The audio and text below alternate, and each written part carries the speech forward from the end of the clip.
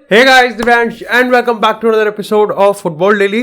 और मजा सा आ गया। मतलब ऐसे में को ऐसी सी वाइब आ रही है कि इस समर ट्रांसफर विंडो में ना शायद से हमको जितनी सुपरस्टार प्लेयर साइनिंग देखने को नहीं मिलने वाली ना, उतनी शायद से हमको गोलमाल दिखने वाला है। अगर हम यूरोपियन मार्केट में मैनेजर्स की बात करें, चाहे हम जोसे मोरिनो की बात करें, एंटोनियो कॉन्टे की बात करें, पोचेटिनो की, नागल्समैन की, लुइस एनरिके की, या फिर अगर हम सब में सबसे अगर हम पीक फेवरेट की बात करें तो वो यहाँ पर जिनेदिन जिडान।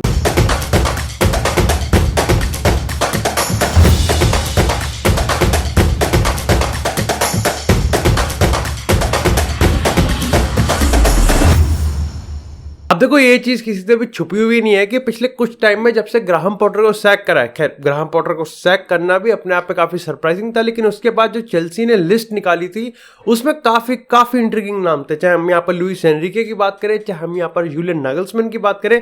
लेकिन रिसेंटली जब ये चीज कंफर्म होती है कि नागल्समैन चेल्सी की रेस से बाहर हो गए, खुद ऐसा नहीं है कि चेल्सी ने उनको यहाँ पर रिजेक्ट किया, बल्कि नागल्समैन ने खुद यहाँ पर दूसरी मीटिंग में ये डिसाइड करा कि नहीं यार, चेल्सी मेरे लिए ठीक क्लब नहीं है और ऐसे में यहाँ से जाना ही प्रेफर है। खैर ये अपने आप में अलग बात है कि कौन सा वो क्लब हो सकता है जो कि नागल्समैन के लिए ठीक है। ऐसा रियल मैड्रिड क्यों एक्टिवेट सा हो रहा है, बट वो खैर किसी और दिन के लिए बात रखेंगे। लेकिन अब ना, तुम जब इस चीज को पढ़ा मैंने, तो मेरे को समझ में नहीं आया कि नागल्समैन रेस से बाहर हो गया, उस पे आर्टिकल छप रहे कि या फिर एक्चुअली में पोचेटिनो अब चेल्सी का मैनेजर बनने वाला है। ये उसका आर्टिकल है, क्योंकि इस आर्टिकल में जितना मेंशन इस चीज का नहीं है कि नागल्समैन और चेल्सी की जो डील है वो अब क्यों टूट गई। क्योंकि ये तमाम आपको, अगर हम लेटर्स की बात करें, आर्टिकल्स की बात करें, मैगजीन्स की बात करें, कोट्स की बात करें, पॉडकास्ट की बात करें, सुनने को मिलेगा कि चेल्सी ने अभी तक अपनी लिस्ट में से किसी को प्राइम कैंडिडेट नहीं माना था। लेकिन ये भी सच है कि लगभग 90% लोग ये मान के बैठे थे कि नागल्समैन और चेल्सी की जो ऑफिशियल अनाउंसमेंट है वो कभी भी आ सकती है। तो एज सच एकदम से ऐसा क्या हुआ कि नागल्समैन ने अपने आप को समझ लिया। अब देखो, नागल्समैन के पर्सपेक्टिव से बात करें तो वो ये मानता था कि चेल्सी में इस समय बहुत अनस्टेबिलिटी है और ऐसे में यहां पर मेरे को ये प्रोजेक्ट पकड़ना ज्यादा सेंस बनेगा नहीं ब्रादर, तब जब यहां पर ऑलरेडी अच्छे क्लब्स अवेलेबल है। अगेन रियल मैड्रिड क्यों एक्टिवेट हो गया। अब थोड़ा चेल्सी की बात करते हैं, क्योंकि वहां से हिसाब शायद से इसको तोड़ मरोड़ के बताया जा रहा है या फिर असली में ही ऐसा था। और अगर असली में ही ऐसा था तो इस समय पूरी फुटबॉल वर्ल्ड की अगर हम बात करें, कम्युनिटी की बात करें, तो उन्होंने बहुत गलत तरीके से पिक करा। अब देखो, सबसे पहले तो हमको लिस्ट चेक करनी पड़ेगी। देखो, यहाँ पर नागल्समैन का नाम था, पोचेटिनो का नाम था, लुइस एनरिके का नाम था, गलाडो का भी नाम था। लेकिन अब जो लिस्ट आई है उसमें सिर्फ 3 ही नाम है, और एक है मॉरिशियो पोचेटिनो, एक यहाँ पर विंसेंट कंपनी, और तीसरा बंदा है यहाँ पर एक तरीके से काफी सीक्रेटिव। कुछ के हिसाब से गलाडो भी है, तो कुछ के हिसाब से यहाँ पर इधर उधर के लीग का भी हो सकता है। लुइस एनरिके कहा गया, नागल्समैन कहा गया। अब इन दोनों को लेके ना चेल्सी में आमले बटा हुआ है। देखो, सबसे पहले तो अगर हम लुइस एनरिके की बात करें तो चेल्सी ये मानती है कि देखो, प्रीमियर लीग में कोई एक्सपीरियंस है नहीं, जो कि मैंने 2 फुटबॉल डेली एपिसोड पहले बताया भी था। लेकिन अगर नागल्समैन की बात करें तो नागल्समैन के रिगार्डिंग ये हिसाब है कि एक तो बंदे ने जर्मनी से बाहर यहाँ पर मैनेज करा नहीं है। दूसरी चीज ये है कि अभी तक हमको ये भी पता नहीं चला कि बायर्न ने अपने की मोमेंट्स पे नागल्समैन को सैक क्यों करा था। वो तो खुद बायर्न को भी नहीं पता कि उन्होंने क्यों करा था।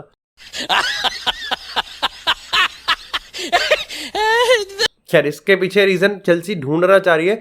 और तीसरी चीज ये है कि पोचेटिनो इन दोनों ही कैंडिडेट से प्राइम है। उसका एग्जांपल है कि टॉटनहम को अच्छा बिल्ड करा है, यंगस्टर्स बिल्ड करा है, स्टेबिलिटी है, सुपरस्टार को मैनेज कर सकता है और फैंस में पॉपुलर भी हो सकता है शायद से।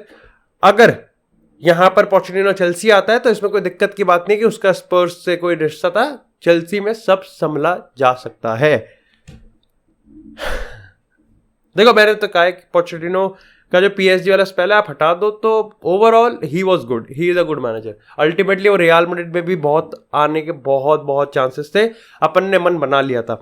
लेकिन इसी के साथ यार बात करते हैं अब द हॉटेस्ट पिक, अगर हम मैनेजर की बात करें, यानी कि जिनेदिन जिडान की। अब हाल ही में आरएमसी स्पोर्ट ने इसको एक्सक्लूसिवली छापा है कि भैया जिडान आना तो चाहता है इस मैनेजरियल वर्ल्ड में और वापस से फुटबॉल के उस डगआउट में, लेकिन यहाँ पर ज्यादा क्लब्स है नहीं जिसमें जिडान इंटरेस्टेड है। अब देखो, काफी लोग यहाँ ये मानते हैं, जितना मेरे को लगता है ट्रिकी ये है कि लेपोर्ता और मेसी का रिलेशन आज से कुछ महीने पहले कितना था, उतना ही ट्रिकी ये है कि पेरेस का और जिडान का रिलेशनशिप कितना है। कंसिडरिंग द फैक्ट कि 2019 में, 20 में, 21 में, अरे आज से 2 साल पहले जब जिडान ने रियल मैड्रिड को छोड़ा था, तब यहाँ पर इसी रूमर्स के चलते छोड़ा था कि यहाँ पर उसके और फ्लोरेंटिनो पेरेस के रिलेशन में काफ़ी बड़ी वॉल दरार आ चुकी है। अब यहाँ पर एक क्लब ऐसा है जो कि जिडान को पर्सनली चाहिए और वो है यहाँ पर यूवेंटस। अब ये कोई शॉकिंग बात नहीं है क्योंकि यूवेंटस का लेजेंड भी है 1996 और 2001 तक खेलने के लिए, लेकिन यहाँ पर चीज़ें इतनी सीधी है भी नहीं। क्योंकि देखो इवन इफ यहाँ पर बताया गया है कि यूवेंटस का प्रोजेक्ट इतना ज़्यादा भाता है या फिर यूवेंटस का जो कल्चर है वो जिडान को इतना पसंद है कि अगर उन पर चैंपियन लीग फुटबॉल होता भी नहीं ना, वो तब भी उसको लेने के लिए राजी होता। लेकिन ये तो जिडान की साइड है। अगर हम यहाँ पर यूवेंटस की साइड की बात करें तो उनके लिए चीज़ें इतनी सस्ती नहीं है। देखो ऑलरेडी यहाँ पर वो क्लब जो कि अकाउंट और फाइनेंशियल दिक्कतों से जूझ रहा है, वो यहां पर कैसे 2025 तक जो मैनेजर कॉन्ट्रैक्ट में है एलिग्री उसको सैक करेंगे। दूसरी चीज तुमको ये समझनी पड़ेगी कि जब ये 9वें 10वें स्थान पे थे, एक बहुत घटिया स्पेल आया था यूवेंटस का, इन्होंने उसको तब सैक नहीं करा। अब जब ये ऑलरेडी यहां पर एलिग्री के अंडर आते हुए दिख रहे हैं तो ये क्या सैक कर सकते हैं? तो अगेन आई थिंक वो वाला चीज हो जाएगा ना कि दूसरी की प्लेट का खाना हमको ज्यादा अच्छा लग रहा है, ये इंटरेस्टिंग हो जाएगा, लेकिन ये बायर्न वाला हिसाब ही हो जाएगा। मे बी ये रियल मैड्रिड भी स्टेप कर सकती है, तो यहां पर अभी भी हिसाब बना नहीं। Which brings me to the most saas bahu type family of this football world, that is Paris Saint Germain. PSG में भैया ऊपर से बार बार यही अपडेट आ रही है कि यहां पर जिडान ही उनका ड्रीम है। चार्ज करो जिडान को, जो करो, बहलाओ, फुसलाओ, हिलाओ, जो करना है वो करो, लेकिन जिडान को मनाओ। लेकिन जिडान यहाँ पर जिस तरह तौर तरीके पे पीएसजी चलती है उसको अप्रिशिएट नहीं करता और यहाँ पर वो पीएसजी को पूरी तरीके से रिजेक्ट करने वाला है। कोई मतलब नहीं है क्योंकि यहाँ पर जो ऊपर का इन्फ्लुएंस है, जो प्लेयर पावर है और जो मैनेजमेंट फेलियर है, वो जिडान मानता है कि मेरे आने से ठीक नहीं होगी, तो इस चक्कर में मेरी भी बदनामी हो जाएगी और खुद तो बदनाम है ही। लेकिन इसी के साथ अगर बात करते हैं थोड़ी सी लियोनेल मेसी की, तो भैया सबसे पहले मेसी ने यहाँ पर 3 अवार्ड जीत लिया, IFHS अवार्ड जीत लिए हैं यहाँ पर। भाई यहाँ पर 3 अवार्ड है, मेरे वो अवार्ड का ही नाम भूल गया मैं। देखो सबसे पहला अवार्ड तो यहाँ पर ये है कि the best player in the world, the best playmaker in the world और best international goal scorer of the world. तो भाई 3 इंडिविजुअल एक्कोलेट्स और आ गए। लियोनेल मेसी फुटबॉल कंप्लीट करने के बाद भी, मतलब मेरे को ऐसा लगता है कि लियोनेल मेसी ना पेपर दे रहा है और उस पेपर का नाम है फुटबॉल। असल में ये है कि अब एक्स्ट्रा शीट भी खत्म हो गई है तो भाई बेंच पे ही लिख रहा है, इतने सारे एक्कोलेट्स हो गए हैं। लेकिन मामला थोड़ा सा गंभीर आ जाता है अल नसर में। तो खैर अगर हम यहाँ पर वर्ल्ड की सबसे पॉपुलर लीग की बात करें और उसमें भी दुनिया की सबसे पॉपुलर टीम की बात करें, अल सेक्सी नसर की, तो यहाँ पर तुमको समझना पड़ेगा कि पिछले 2-3 दिन से ना थोड़ा कुछ खिचड़ी सी पक रही है। और ये स्टार्टिंग हुई थी अल नसर वर्सेस अल हिलाल। उसका हाईलाइट ये नहीं था कि क्रिस्टियानो रोनाल्डो ने RKO दी थी एक प्लेयर को, बल्कि हाईलाइट ये था कि भाई साहब जब क्रिस्टियानो रोनाल्डो वापस से अपने ड्रेसिंग रूम में जा रहे थे तो जो अल हिलाल के फैंस थे वो मेसी की चैंट कर रहे थे।